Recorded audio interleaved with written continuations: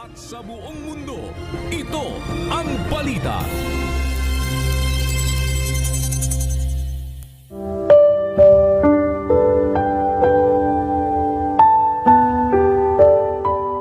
Kaya nga mga kapatid, kayo'y magpakatibay at inyong panghawakan ang mga aral na sa inyong itinuro, maging sa pamamagitan ng salita o ng aming sulat.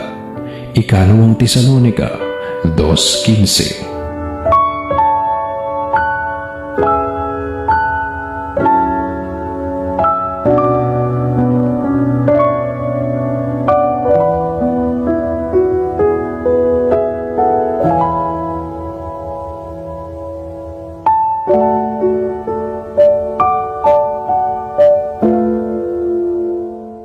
At sa ngalan ni Kuya Daniel Razon, ako po si Grace Cassian Cosare at dito sa UNTV, Diyos ang aming sandigan, serbisyo publiko ang aming pinahahalagahan. Magandang hapon po.